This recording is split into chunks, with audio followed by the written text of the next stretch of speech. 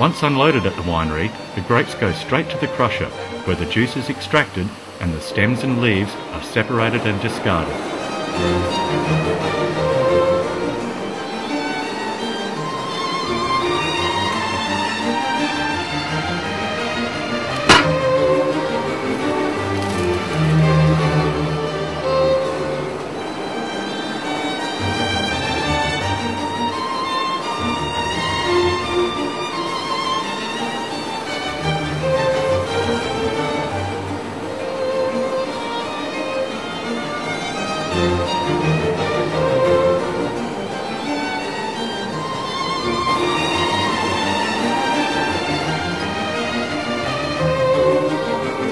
This is the winemaker, the other one's the senior winemaker. This is Matt, the winemaker. How you doing? He reckons he's the one that does all the work. Yeah, someone has to. So this is 2 Anvers fermenters, and these are old concrete fermenters that we're using. And the reason we love using the old concrete fermenters is they're very thick and they hold a fairly constant temperature. We also use open stainless steel fermenters, but the stainless steel fermenters do change temperature more easily because they're only very, very thin. Sprinkler sprinkles all the juice from the bottom up over the skins, and it goes down through the cap. The cap is the skins and the skins on the top. And when it starts fermenting, that whole cap rises. So that's why you can't fill further than the lug, because once it starts fermenting, it starts bubbling, and all the skins and the seeds float to the top and stay on the top, and you end up with a big cap like that. This is where all the barrel work is done in the winery. So we pump all the barrels out. So we might have 100 barrels or 50 barrels of one type of wine. You pump those wines out and you pump them into these tanks. And these are working tanks for doing all the barrel work. And then you clean all the barrels and take all the lees out of the bottom of the barrels, clean them out twice a year, 2 or 3 times a year, depending on the wine. And then you pump the wine then from there back into the clean barrels and put the barrels back in the barrel store. All these tanks here, these have got a refrigeration jacket in them. So this is a refrigerated panel that is wrapped around, built into the tank. So all these tanks are predominantly used to make white wine. Okay. This has got all the lees, which is the lees is what's in the bottom of the barrel. So when you clean the barrel out, you take the lees out, all the little bits of sediment and yeast and skin and the little bits of seed that are left in the barrel, and the wine settles, and then 3 or 4 months later you clean it all out again. Well, this is full of lees. All our wines are handcrafted. We say handmade. They're not made in big computerized vats and so forth. It's all hands-on.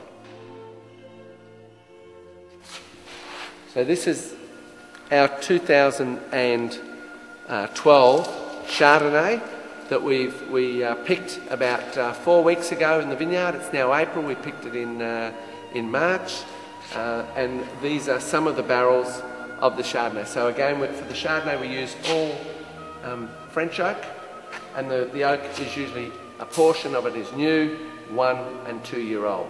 So it's all very high-end French cooperages that we use for our Chardonnay. So this is the original Anvers logo with the double N for Anvers. And about 7 years ago we were doing an upgrade to all our labels and what we were doing, and we decided that we would use the true spelling for Anvers, which is 1 N. Anvers or Anvers being the French name for Antwerp in Belgium, which is Miriam's home city. Antwerpen in English, Antwerpen in Flemish, Antwerp in English, and Anvers in French. And we chose the French spelling for the name of the winery. Usually our oak barrels are predominantly French, as I said before, from different French cooperages. We also use some American oak, particularly for our McLaren Vale Shiraz. It gives a little bit more vanillin flavours to the wine, and it suits the McLaren Vale Shiraz. But you'll see here, this is some of our very old barrels with the ANNVERS, our original logo. These old barrels are now used only for our fortified wines, so to store our ports and our fortified wines. For our dry reds, for our top cuvées, the oak is only kept for 3 years, and then we basically 3 to 4 years, and then those barrels are either cut up and sold off as flower pots, or they're used to put our fortifieds in. It's very good. You must always put a fortified wine should always go into like tawnies, and vintage wine should always go into a used barrel, because you don't want a lot of new oak imparting into the fortified wine.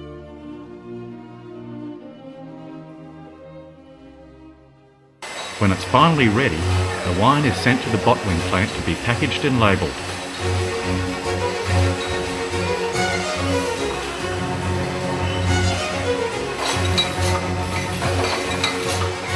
When we bottle it, we don't know what markets around the world it's going to go to, because we export to 12 countries, and every country has a different requirement for the back label. And we put the label on the bottle once we know where that wine is going to be sold.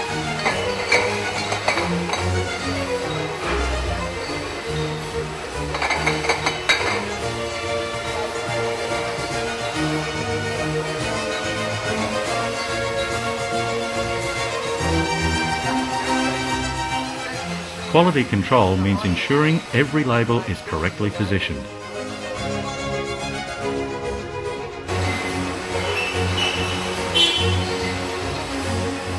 The finished product is packed into cartons and ready to be shipped all around the world.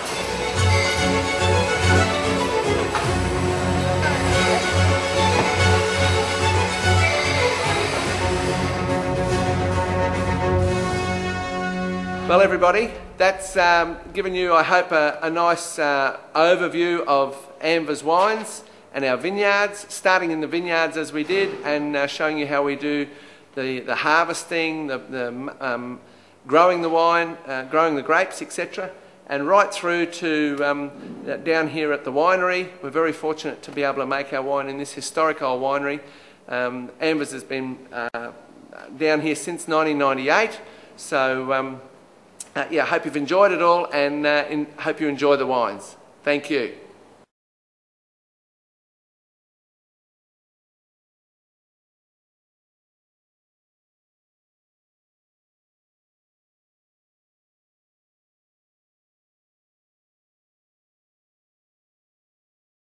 This winery is actually Bleasdale. It's not Anvers, but this is where we make all our wine. So we use their facilities. It's our winemaker, our grapes, our barrels. Everything is Anvers, but we use their facility to make our wine. The winery this winery started in 1850, so it's 162 years old this year. So it's the second oldest family-owned winery in Australia. These are all red gum vats, so they're used for storing fortified wines. So they're all very, very old, cut probably out of the river, from the river red gums, the eucalyptus red gums, probably 100 years ago, and they're actually lined with a food grade wax and used as a storage vessel. So they're not like a French or American oak that are imparting the oak to the wine.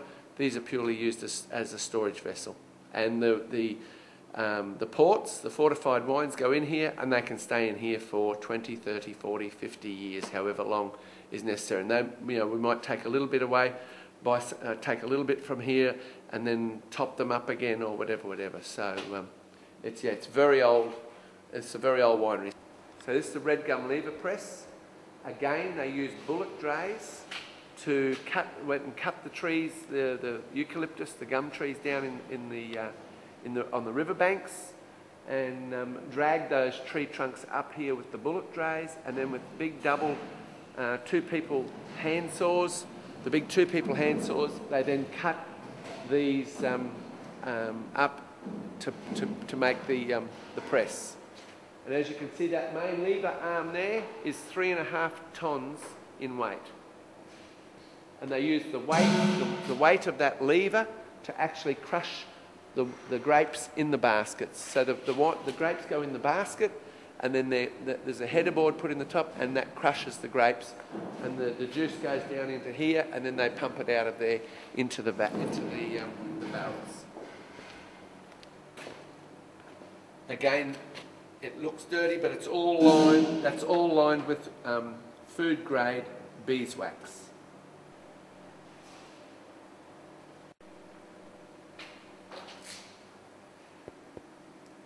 It's just spectacular.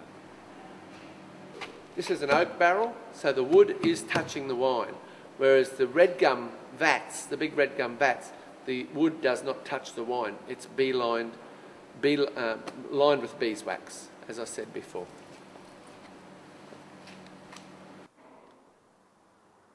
So this is the original boiler room, and in here is where they've got the boiler, and you've got the big chimney, the big clay chimney out the front, and they'd use this boiler to make steam, and the steam would then in turn run the stills. The stills would make the brandy spirit. So Bleasdale originally was all built around, like all the old wineries in Australia, they're all built around their ports and their fortifieds. This is the lathe that they made here. They made the lathe, and the lathe made all the different size bungs that they and all out of a piece of Australian red gum. So it's Australian red gum eucalyptus, and they made all their bungs here on this antiquated little machine. You can see it was made, I think, in, it tells you the year there, 1860. This is an underground tank. So in all these old wineries, they've got a lot of underground tanks where they actually stored the wine after the wine was produced. And again, being a very old winery, have a look at this for a tank. It's not very heavy. And then what we do, this one is empty at the moment, but you can see down in there, it's a very large tank. Probably 20,000 litres or more. And these tanks are spread all throughout the winery. Okay?